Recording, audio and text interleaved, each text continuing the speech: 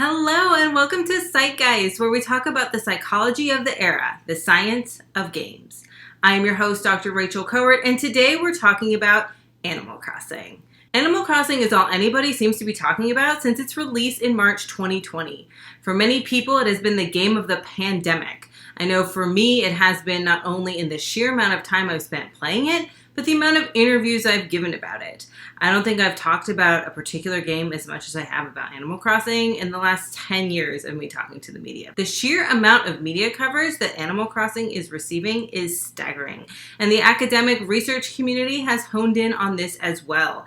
The Canadian journal Loading has announced they will be featuring an entire series of papers about Animal Crossing. So what is it that makes this game so special, particularly in the context of the COVID-19 pandemic? Well, to understand that, we need to start with the basics. As humans, we have been playing since the beginning of time. You find old ruined cities and there are always card decks and dice found amongst the ruins. Play is important for human life throughout the lifespan. It is not something that's only critical for child development like many people assume. Play brings joy, it helps foster problem solving, creativity, relationships, and it keeps the mind sharp. In terms of its impact on our well-being, play in and of itself is associated with reduced stress, reduced depression, the releasing of endorphins, and increased creativity. And when you dig a bit deeper into the why of this effects, this is when things really get interesting. There's a lot of work in traditional media studies looking at the role of media in mood management and repair. Mood management and mood repair strategies refer to techniques a person can use to shift their mood from a negative mood to one of greater contentment. So from sadness to happiness, or from high stress to low stress. Research has found media entertainment to be an efficient vehicle for mood management, a coping strategy, if you will, to bring negative emotions and mood back into balance. For example, bored individuals tend to choose exciting TV programs, and stressed individuals tend to prefer to watch relaxing TV programs. Games are particularly effective tools for mood management because good games, well-designed games, engage players in a way that meets their basic psychological needs as humans. They give us a sense of autonomy. We're free to make our own choices. They give us a sense of competence. We can achieve things and be successful. And they give us a sense of relatedness, connecting with others. These three components, autonomy, competence, and relatedness, are universal and thought to be essential for psychological health and well-being. These three things are outlined in a theory called self-determination theory, which is a theory of motivation from the 1970s, but has more recently been expanded to talk specifically about games and how well-designed games can contribute to our well-being, a sense of happiness and satisfaction, and, well, motivation to play them. In relation to Animal Crossing, the game is well-designed and satisfies the needs quite well, as outlined by self-determination theory. First, it gives us a sense of autonomy, as things can go at our own pace. As discussed by Jennifer Sherrill, quote, Animal Crossing makes work feel soothing. We call it gentle progression.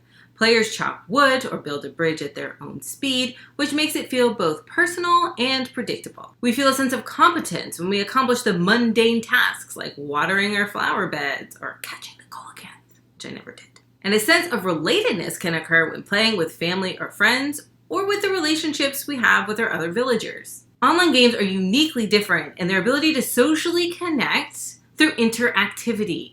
Games give us a way to engage with others and have shared experiences, which is notable at a time when we remain physically distant and less able to share traditional experiences, like dinner parties or parties or board game night. In and of itself, socialization is a key component of our well-being because it reduces our sense of loneliness, and loneliness has a wide range of negative effects on our physical and mental health, including cardiovascular disease, increased stress, poor decision-making. Social isolation is twice as harmful to a person's physical health in terms of the mortality rate than obesity. Shared experiences bolster these socialization effects and have been found to be related to increased self-esteem, decreased feelings of depression, anxiety, and isolation, and an increased sense of belonging. Animal Crossing not only connects us to people we know, but it is filled with cute animal neighbors that serve the incredibly valuable function of fostering what we call parasocial relationships. Parasocial relationships is a term that was developed in the 1950s to describe relationships we feel with TV personalities. A good example of this comes from the brilliant research study a few years ago by Emery Daniel and David Westerman. They analyzed tweets following the death. Spoiler alert here for Game of Thrones, but it's a few years old, and if you haven't seen it, You should have really gotten on that before. They analyzed tweets following the death of Jon Snow in Game of Thrones, and they found that the emotions, the sentiments being expressed, were similar to the kinds of emotions people express when losing a close friend or family member. So the parasocial relationships we have, while we know on some level are not real, Jon Snow is not a real character no matter how much I love him, the emotions associated with it are very much real. So back to the context of Animal Crossing, where you have fellow villagers to talk to, you're rewarded to do so, they're always happy to see you, they notice when you've been missing for a few days, and that connection, that sense of camaraderie or empathy or compassion, whatever we might feel for them. Looking at you, Judy. It's very much real. Generally speaking, Animal Crossing is a relevant coping mechanism for managing our well-being, like when we're recovering from situations of high stress, like in a pandemic, or if we need a temporary escape from the distressing situations that are occurring during a pandemic, and help us build support and connections, like when you have to be physically distanced during a pandemic. Animal Crossing is also great because it's such an accessible game. It's cute and colorful. It's low pressure. You're on a deserted island. You're fishing and collecting things all day. It's social, both with your friends and the other creatures on the island.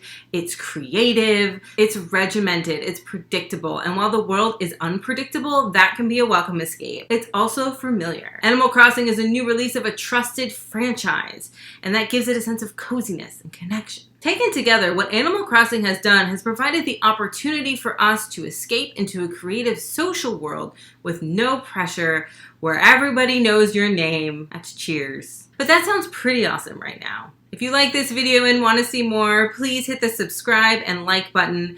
Until next time, be excellent to each other and always cite your sources.